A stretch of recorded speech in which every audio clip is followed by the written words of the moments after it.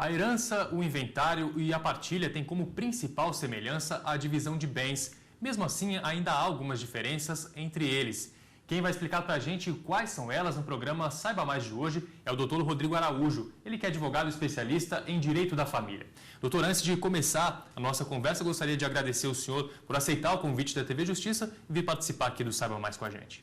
Muito obrigado por esse convite, né? Ainda mais num tema que é bem minucioso, como a questão de herança, partilha e inventário. Certo. Como o senhor disse, é uma questão um pouco complexa, vale a gente dividir então em alguns pontos. Começando pela herança. Como que funciona a herança? Quais são os principais aspectos dela?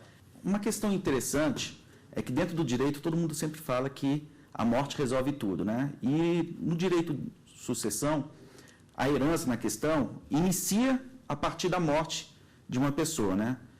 Com a morte de uma pessoa, você vai analisar, vai verificar a questão patrimonial dessa pessoa para poder você extinguir essa questão patrimonial, porque as pessoas trabalham para deixar alguma coisa para os filhos e esse é um dos motivos de você trabalhar, né? Para deixar uma herança.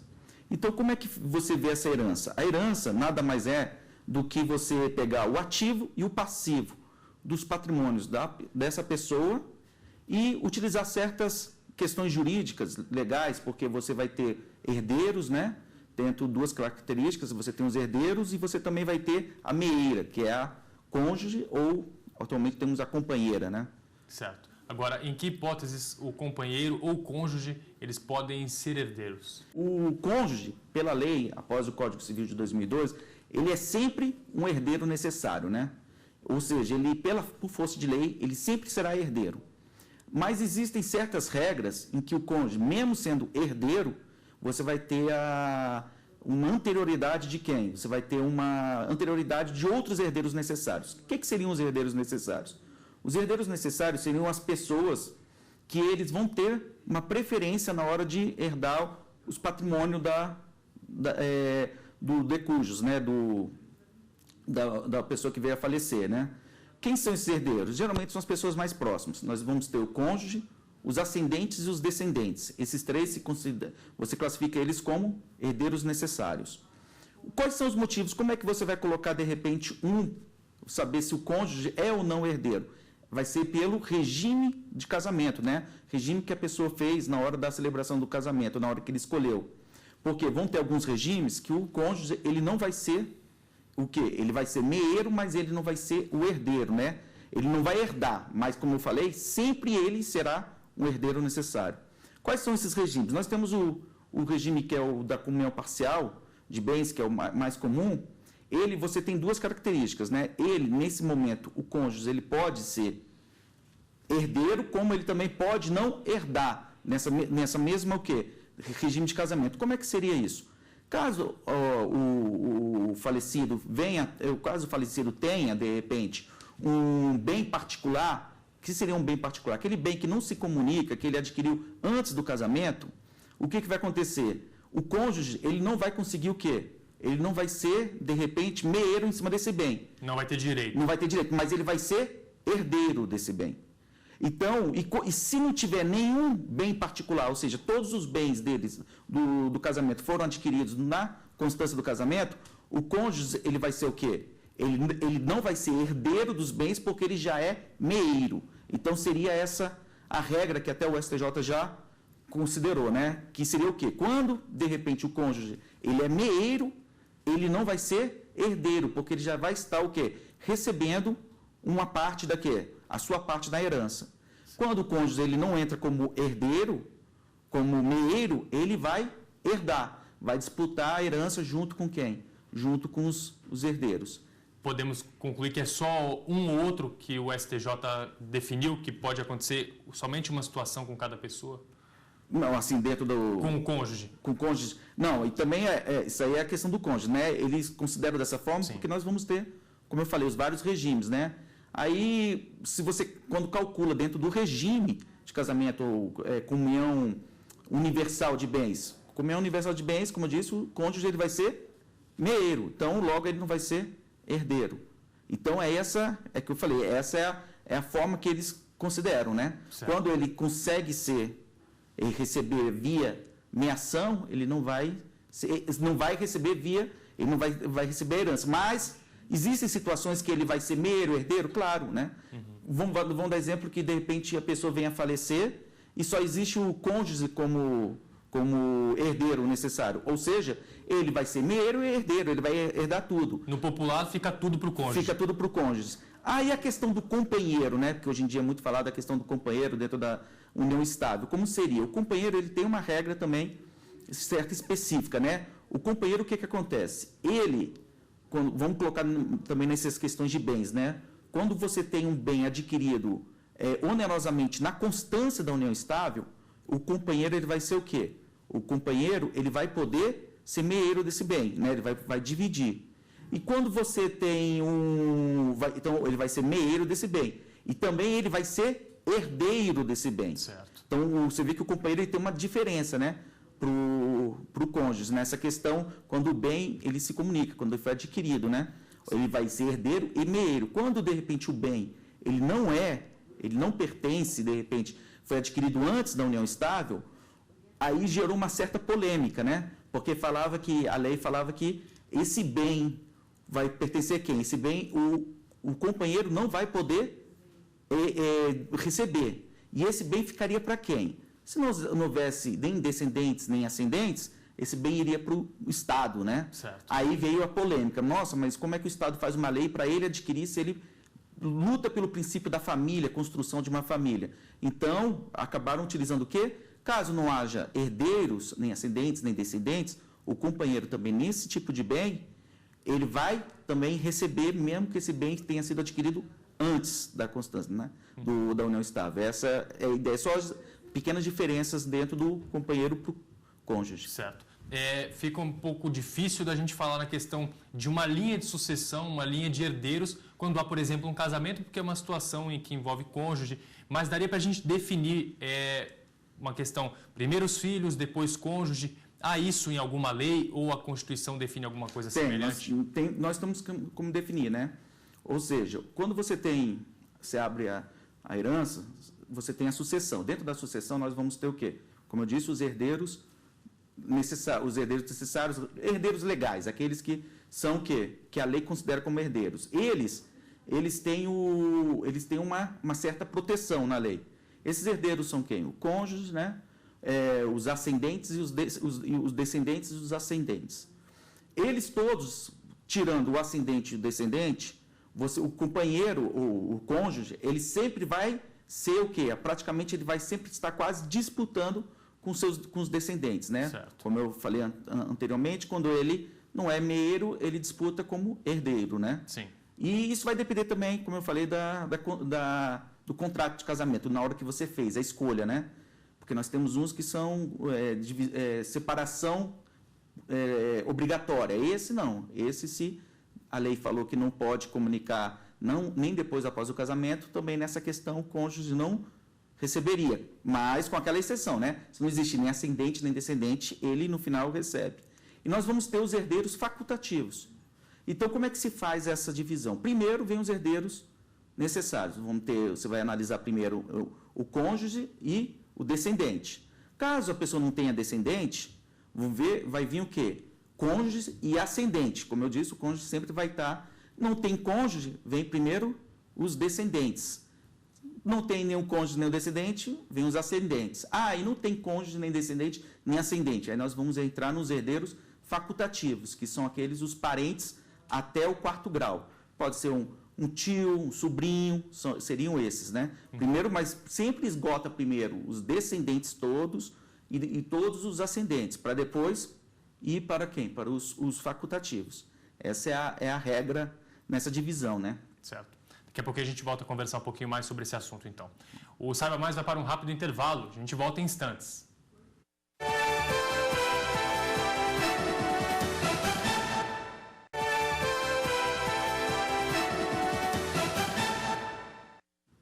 Saiba Mais de volta, hoje recebendo o Dr. Rodrigo Araújo, advogado especialista em Direito da Família. Doutor, retomando nossa conversa aqui então, é uma situação que não sei se deve acontecer muito e também não sei se é possível. Abrir mão da herança e transferir para uma outra pessoa, por exemplo. Tem como fazer isso? Tem. Primeiro nós temos que já ver algumas regras, né, no direito de família muito interessantes. Nós temos um princípio chamado princípio da Saizinho. O que significa esse princípio? Quando geralmente uma pessoa vem a falecer, diretamente, imediatamente, independente dos herdeiros aceitarem ou não a princípio, eles vão receber o quê? A propriedade daquele bem. Por quê? Porque um bem, quando você falece, o seu bem não pode ficar abandonado, senão, de repente, pode ser considerado um bem abandonado e um terceiro pode vir e buscar, né? Pode querer esse bem. Então, o que acontece? Diretamente, a pessoa faleceu, você já transfere a propriedade desse bem para quem? Para os seus herdeiros. Herdeiros, e também nós temos os legatários, né? Quando você tem a herança, porque a herança nós podemos ter o testamento, né? Dentro do testamento nós temos herdeiros e temos os legatários. Os legatários seriam o quê? São aquelas pessoas que estão fora dos herdeiros e que recebem um bem específico, ou seja, eu vou deixar um carro, de repente, para um amigo meu. Aquele carro é um bem que simples, então aquela pessoa, meu amigo, ele é um legatário, né? Então é isso que eu estou falando. Então, naquele momento, a propriedade já é transferida, né? Só que ninguém é obrigado a, de repente, aceitar. Eu posso chegar e não querer aceitar, porque antigamente, a herança, quando vinha, de repente, você recebia a herança e tinha uma dívida maior, essa dívida recaía em cima dos herdeiros. Hoje em dia, não. Essa dívida, ela recai, no máximo, até o limite da herança.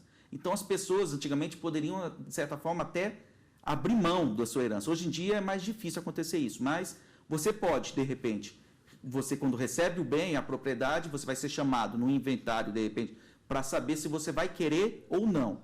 Para você abrir mão do seu bem, para você renunciar ao seu bem, isso vai ter que ser perante, de repente, no cartório, né, perante o tabelião ou perante o juiz, se for judicial, e tem que ser escrito, tem todo um procedimento formal, né, para você abrir mão.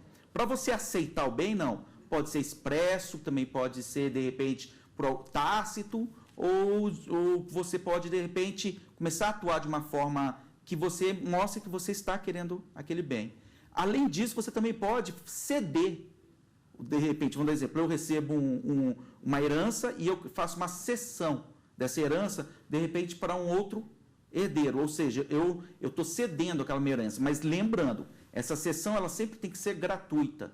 Ou seja, se você ceder uma cessão e cobrar alguma coisa, alienar, aí o que vai acontecer? O Estado já vai considerar que aí você não está abrindo mão, você está praticamente alienando. Com isso, você recebeu a herança e depois repassou a sua herança. Qual é a importância disso para o Estado? Nesse caso, se você fizer isso, quando você faz algo semelhante, você vai ter que pagar o primeiro imposto, certo, o ITCMD, falando que eu estou recebendo, e depois eu vou ter que pagar um segundo imposto também. Por quê? Porque aquela outra pessoa está recebendo. Então, tem essa diferença quando você faz de forma o quê? Cobrando, que não é a cessão gratuita. A cessão gratuita, não. Estou cessando, só pagaria aquele imposto. Certo. A gente vê, a maioria das divisões, é o mais comum, a divisão dos bens é de forma igualitária. Tem como um testamento ou entre o acordo dos herdeiros, alguém receber uma parte maior desses bens? Tem. O que vai acontecer? Quando você tem na questão da herança, a herança ela prevê o quê? Ela prevê uma proteção, primeiro, aos herdeiros necessários. Ou seja, 50% do seu bem, do seu patrimônio, né, do seu patrimônio como um todo, tem que ser quê? Tem que ser garantido para os herdeiros necessários. O outro 50% você pode dispor da forma que desejar por meio de um testamento, né?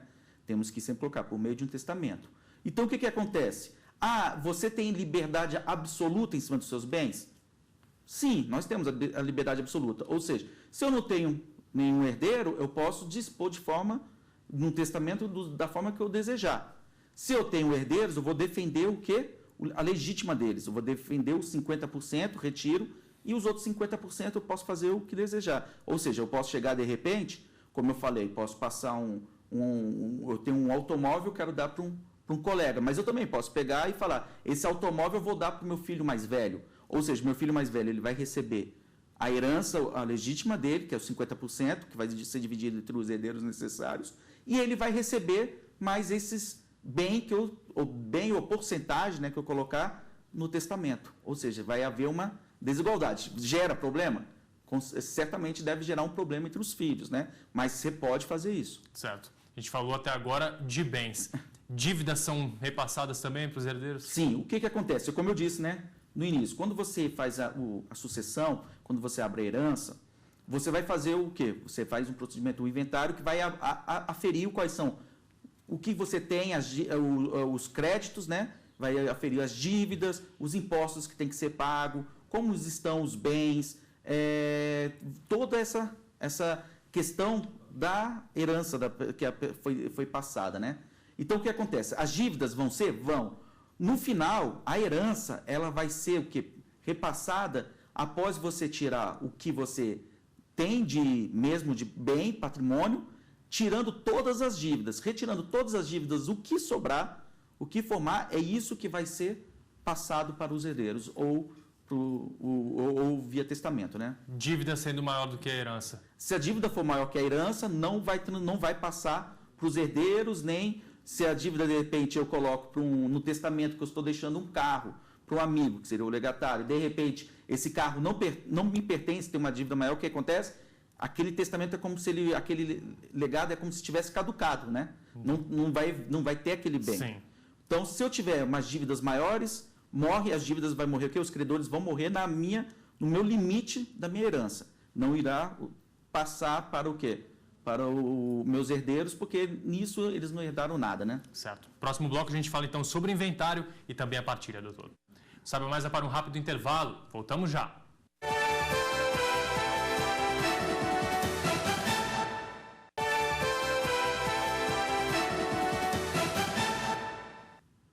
O Saiba Mais está de volta, hoje falando sobre herança, inventário e partilha.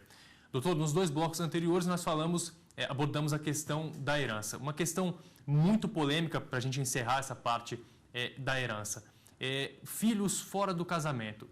Normalmente vai parar na justiça, é uma situação complicada. E como que o Poder Judiciário está lidando com isso? A questão dos filhos, antigamente nós tínhamos essa divisão, né? Dos filhos fora do casamento e filhos dentro do casamento, né?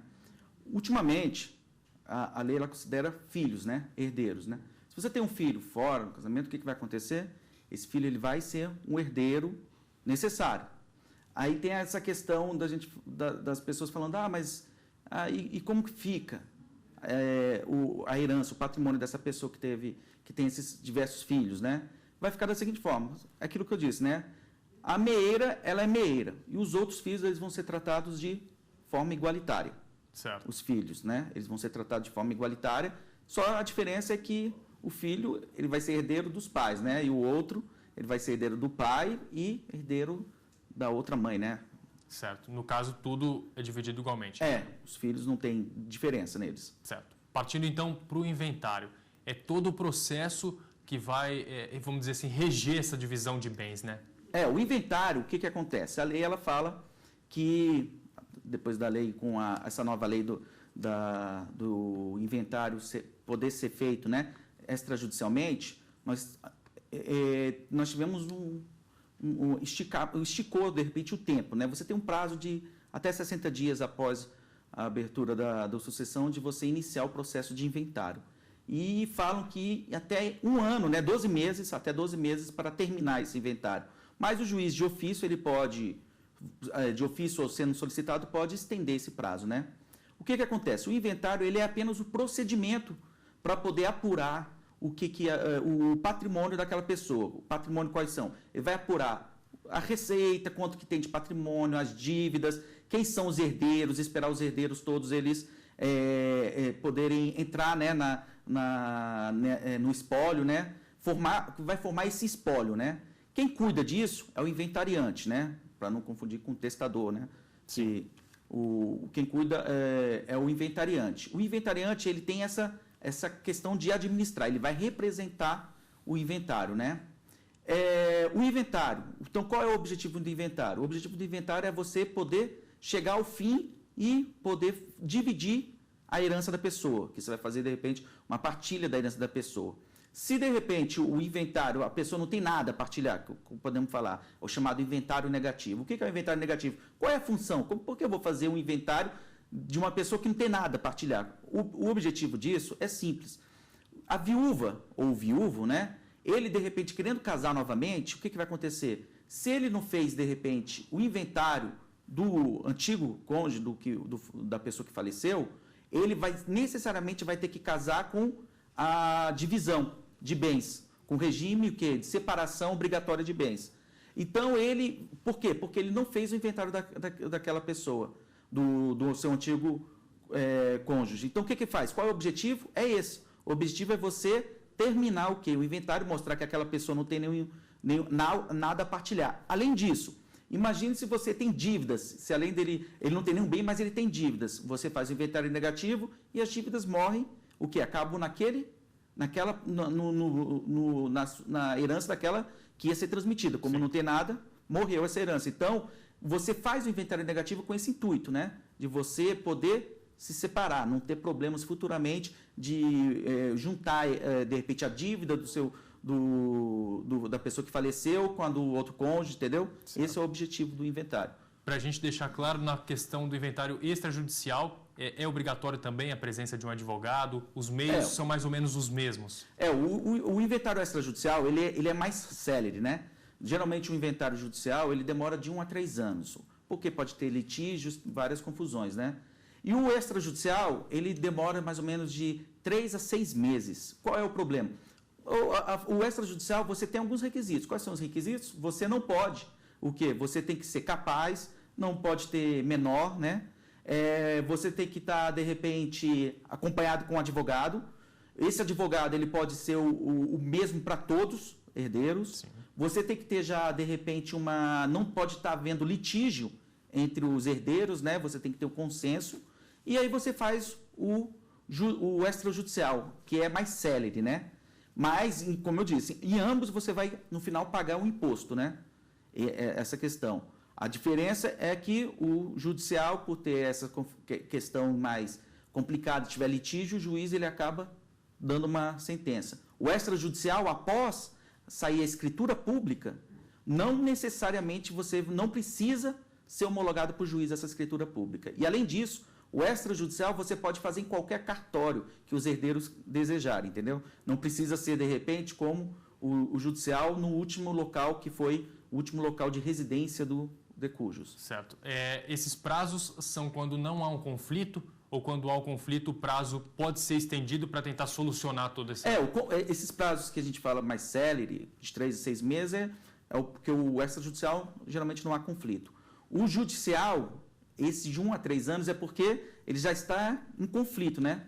Então, o que acontece? O juiz ele acaba demora mais, um pouco mais de burocracia, e no final tem esse prazo longo, que é muito desgastante, né? Quanto mais demora um inventário, mais desgastante para as pessoas. Isso que é muito importante as pessoas terem em mente, né?